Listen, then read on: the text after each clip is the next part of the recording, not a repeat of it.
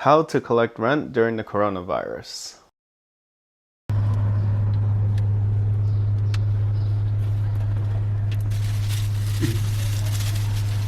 So the question is, should landlords still be collecting rent right now with all this craziness going on?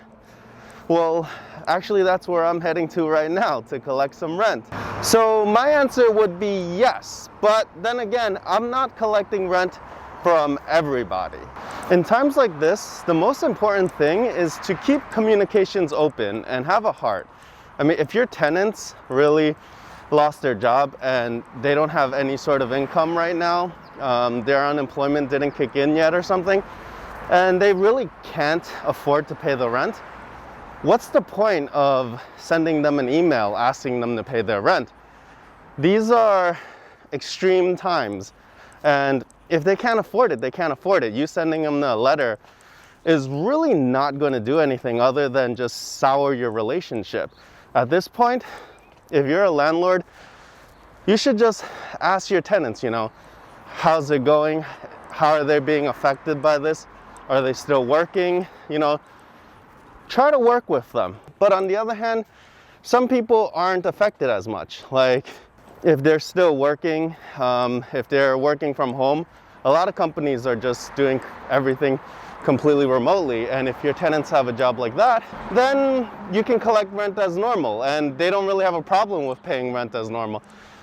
Tenants and landlords, at the end of the day, are just human beings. So you need to take care of each other at times like this. If a tenant can't pay for a month or two because they're not getting income, okay, just work with them.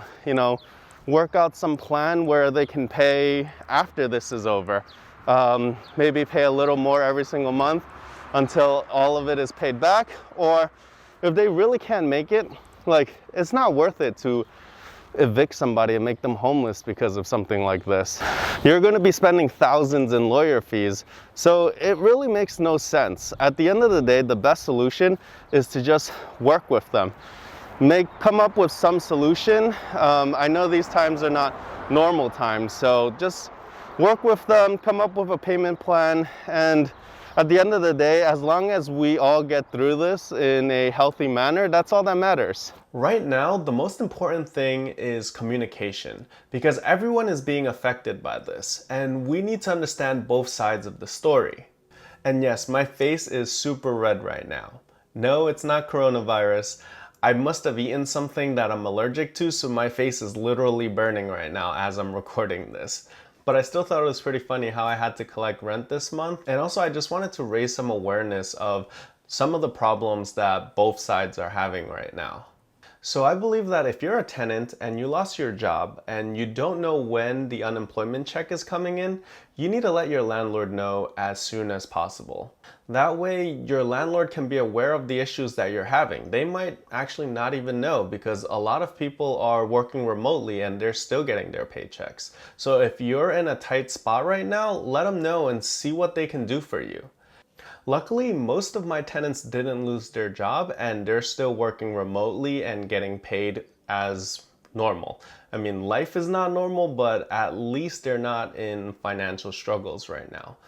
I do have some tenants that weren't as lucky. For instance, there is a family of 5, mother, father, and 3 kids, that the father is a chef, the mother works in a nail salon, and obviously all of that is shut down now in New York, so both of them got laid off and they haven't received their unemployment check yet.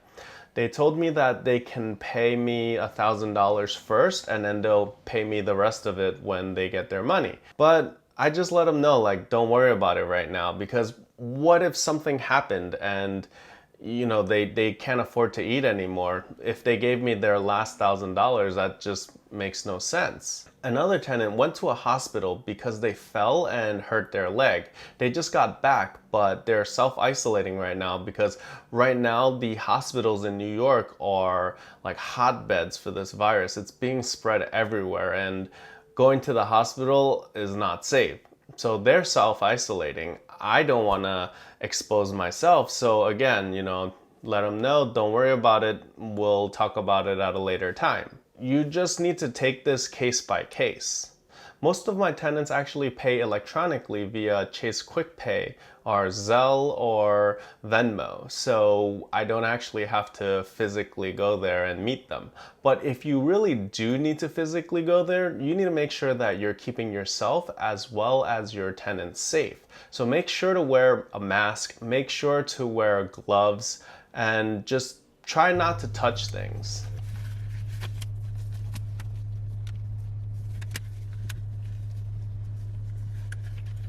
You gotta make sure you protect yourself. Wear some gloves. I messed up again.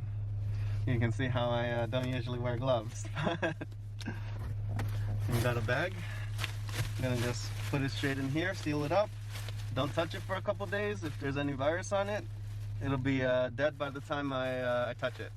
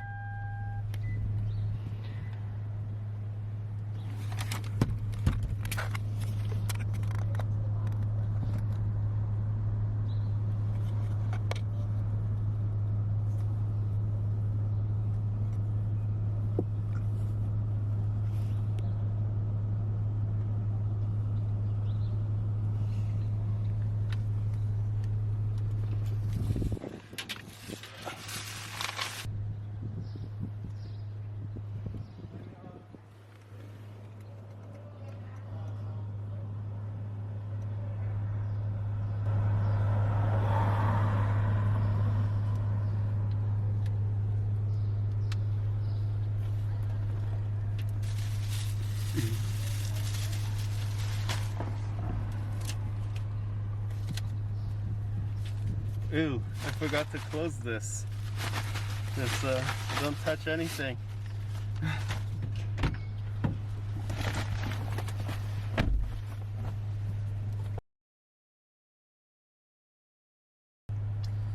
You got it?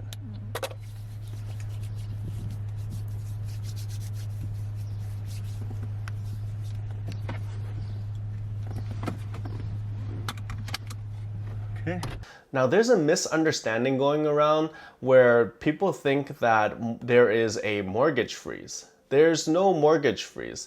The new CARE Act actually stopped evictions for, I believe, 90 days, and you're allowed to ask for forbearance from your bank. But it actually only affects federally owned mortgages, which means 35% of all the mortgages are not covered. So you just can't assume that your landlord's mortgage has stopped. And also, a lot of people who are getting forbearances from their banks are only getting delayed payments. So that means that they don't have to pay their mortgage for 90 days, but on the 4th month, they need to pay all 4 months that day. So if your mortgage is like $3,000 a month, you don't have to pay for 3 months, but then on the 4th month, you have to pay $12,000. So if that landlord can already not afford to pay that mortgage payment alone and is relying on some help from the tenant's rent and the tenant isn't paying, how are they going to come up with this $12,000 after 4 months, right? The other thing is mortgages are not the only things that landlords need to pay. They also need to pay property taxes, which don't stop. They have to pay their sewer bill, they need to pay their water bill, they need to pay for waste management, they need to pay for maintenance. There's a lot of other fees outside of the mortgage. So if they're getting absolutely nothing from the tenants, a lot of landlords can't afford to keep the property running. So it's crucial that they get at least something. That's why both landlords and tenants need to work together right now. If tenants can't afford to pay the whole thing and the landlord is also struggling, then maybe pay like half of it right now. You need to communicate and see what works for the both of you. But the most important thing is to stay safe. Money is worthless if you don't have your health. So stay safe, everybody.